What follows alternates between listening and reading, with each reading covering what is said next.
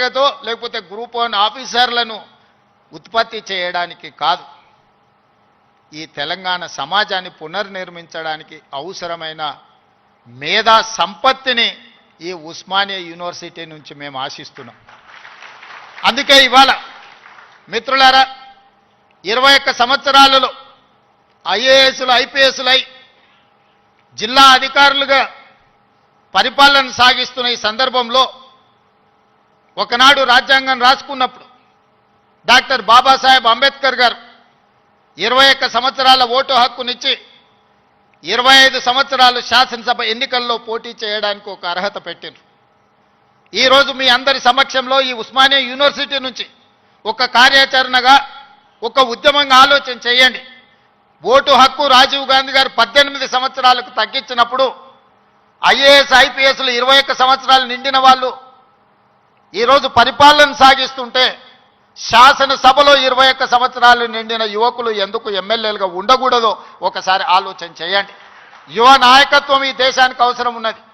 ఇవాళ ఈ దేశంలో ముఖ్యంగా తెలంగాణ రాష్ట్రంలో 18 సంవత్సరాలు పైబడి 35 సంవత్సరాల లోపల ఉన్న జనాభా 65%. ఇదే దేశం యొక్క సంపద. ఈ యువ సంపద, ఈ యువ మేధస్సు ప్రపంచ దేశాలకు ఎగుమతి అయి ఇవాళ అమెరికా సింగపూర్లను అత్యంత ధనిక దేశంగా రాణించడానికి మన వాళ్ళ శ్రమ ఉన్నది, మన వాళ్ళ చెమట ఉన్నది. మరి ఇతర దేశాలకే తమ మేధా సంపత్తిని కరిగించి సంపద గల దేశంగా మారుస్తుంటే మన రాష్ట్రాన్ని సంపద గల రాష్ట్రంగా మనం ఎందుకు మార్చుకోకూడదు? మన యువకులు ఎందుకు మన అభివృద్ధిలో భాగస్వాములు కాకూడదు? ఒకసారి ఆలోచన చేయండి.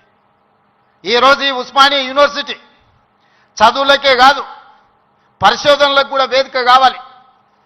ఈ ఉస్మానియా యూనివర్సిటీ సమస్యల్ని చర్చించడానికే కాదు, సైద్ధాంతిక పరమైన ఆలోచనలు, భిన్న అభిప్రాయాలకు కూడా చర్చకు వేదిక కావాలి.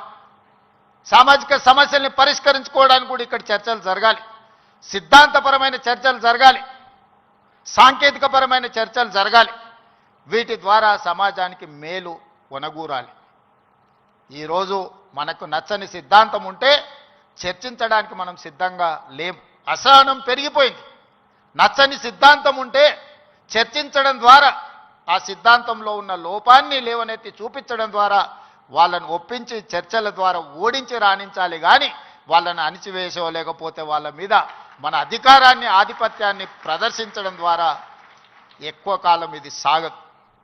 అందుకే ఈరోజు తెలంగాణ రాష్ట్రంలో రెండవ ముఖ్యమంత్రిగా నేను బాధ్యత చేపట్టిన తర్వాత పొట్టి శ్రీరాములు యూనివర్సిటీగా ఉన్న తెలుగు యూనివర్సిటీకి ఆనాడు పాత్రికేయ సంపాదకుడుగా, మేధావిగా, నిజాం రజాకర్ల నుంచి విముక్తి కలిగించిన పోరాటంలో పాల్గొన్న సురవరం ప్రతాప్ రెడ్డి గారి పేరును తెలుగు యూనివర్సిటీకి మనం పేరు పెట్టుకోవడం జరిగింది. మన స్ఫూర్తి ప్రదాతలు వాళ్ళు. IIHT Indian institute of handloom టెక్నాలజీకి కొండా లక్ష్మణ్ బాపూజీ గారి పేరు పెట్టుకున్నాం మనం. మహిళా యూనివర్సిటీ తెలంగాణలో ఉన్న ఏకైక మహిళా యూనివర్సిటీ. ఆ మహిళా యూనివర్సిటీకి ఆనాడు ఘడీలకు, దొరలకు, జమీందారులకు వ్యతిరేకంగా, రజాకర్లకు వ్యతిరేకంగా నిటారుగా నిలబడి కొట్లాడిన చాకలి ఐలమ్మ పేరు వీరనారి చాకలి ఐలమ్మ యూనివర్సిటీగా ఈరోజు కోటి ఉమెన్స్ కాలేజీని ఒక యూనివర్సిటీగా తీర్చిదిద్ది పోరాటానికి స్ఫూర్తినిచ్చిన వీరనారి చాకలి ఐలమ్మ పేరు ఈరోజు మనం పెట్టుకోవడం జరిగింది. ఇవన్నీ ఎందుకు? ఇవన్నీ మనకి స్ఫూర్తిని నింపడానికి, మనలో పోరాట పటిమను పెంచడానికి. ఆనాడు తెలంగాణ యువత సమస్యల మీద పోరాటం చేసే చైతన్య పరులుగా ఉన్నారు. కానీ ఈనాడు ముఖ్యమంత్రిగా నాకు అందుతున్న సమాచారం తెలంగాణ ప్రాంతంలో జరుగుతున్న పరిణామాలు మానసిక వేదనకు గురి చేసే పరిస్థితి ఉన్నది. ఈరోజు పట్టణ ప్రాంతాలలో లేకపోతే యూనివర్సిటీలలో కాదు, చిన్న చిన్న కాలేజీల్లో, జూనియర్ కాలేజ్, డిగ్రీ కాలేజీల్లో కూడా విద్యార్థులు గంజాయి సేవించే పరిస్థితి వచ్చింది. ఇది తెలంగాణ సమాజాన్ని నిర్వీర్యం చేసే ప్రమాదం పొంచి ఉన్నది. ఇవాళ గంజాయి, డ్రగ్స్ తెలంగాణ సమాజాన్ని, యువతను పట్టి పీడిస్తున్నాయి. ఇవాళ సిద్ధాంతపరమైన పోరాటాలు లేకపోతే సామాజిక చైతన్యానికి సంబంధించిన ఉద్యమాలు లేకపోవడం వల్ల ఈరోజు ఈ విద్యార్థులు వ్యసనాల వైపు బానిసలు అవుతున్నారు. ఇది మనందరం ఇక్కడున్న మేధావులందరూ ఆలోచన చేయాలి, చర్చ చేయాలి.